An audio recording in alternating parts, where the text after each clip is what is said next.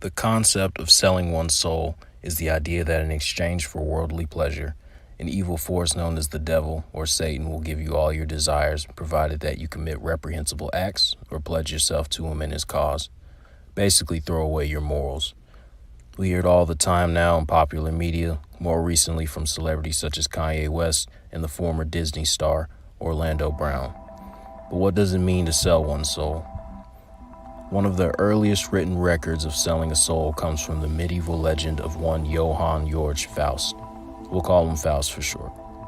Faust was a German astrologer, alchemist, and magician said to live from the period of 1466 to 1541.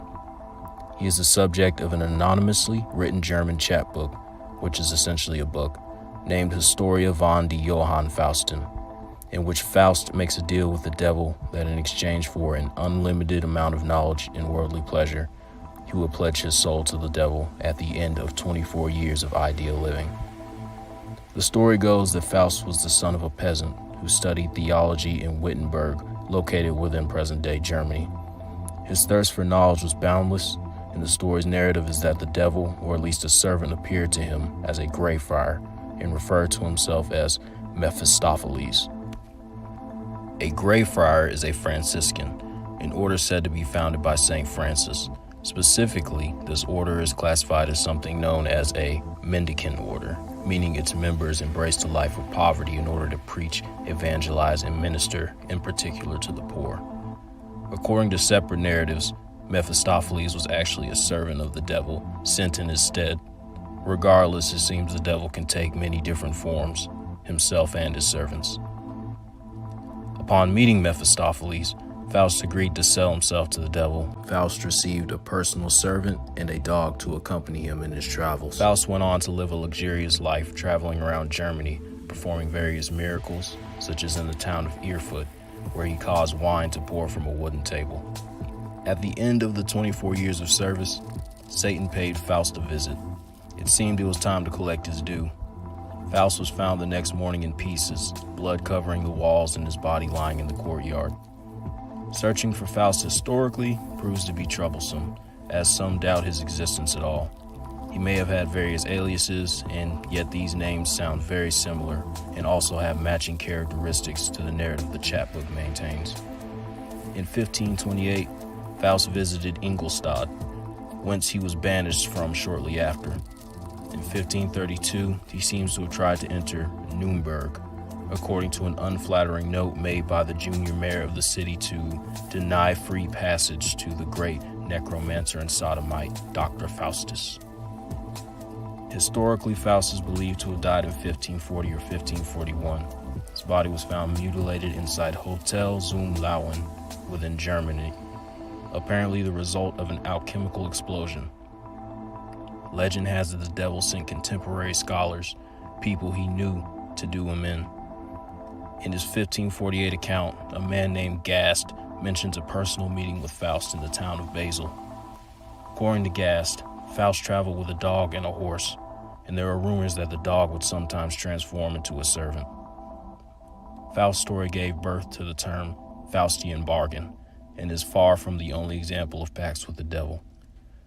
One such case, and many of you may already know of, is the famous American blues singer Robert Johnson.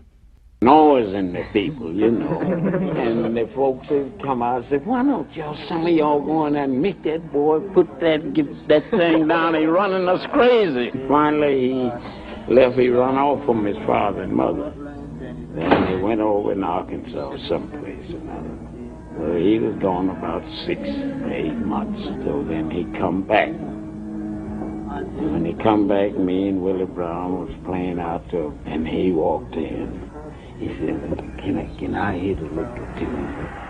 I said, nah, don't come back with that, Robert. I said, you know that people don't want to hear that racket. He said, let them say what they want to say. I want you to see what I learned.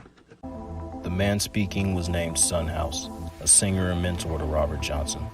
He explained how Robert was talentless in terms of playing, but one day he returns after some time with remarkable skill in terms of hitting licks on his guitar. What exactly happened in the time between for him to go from making an annoying racket when he played like nails on a chalkboard to becoming one of the most celebrated and highly respected players in history? Legend has it from his song Crossroads, he fell down to his knees and he begged the Lord for mercy and salvation, and was apparently met by none other than the devil himself. In his song Me and the Devil Blues, he tells of the devil coming to his door and having Robert leave with him to some unknown destination. In another song, Hellhounds on My Trail, he sings of being chased by hellhounds and even sings about how his woman sprinkles something called hot foot powder by his door. So what exactly is hot foot powder? Hot foot powder is used in African American voodoo folk magic to drive unwanted people away. Seems Robert was paranoid about being followed by something, even going so far as to place down wards in the form of this hot foot powder to drive away the unwanted guests. The exact cause of his death is unknown and is subject to many theories, such as Robert being poisoned by a girlfriend's jealous lover, liver failure, or even an ulcer. Looking into his background and history, he seemed to have an affinity for liquor and women, and it's possibly what got him killed. The similarities between Faust and Johnson are readily apparent. It seems when dealing with the devil, one acquires their worldly desires, but only on borrowed time, and ultimately in exchange for their life. I believe such similarities can be seen in the life of the world-famous XXXTentacion. Why do you still do it? Why are you still out here? Well, it goes back to the destiny thing.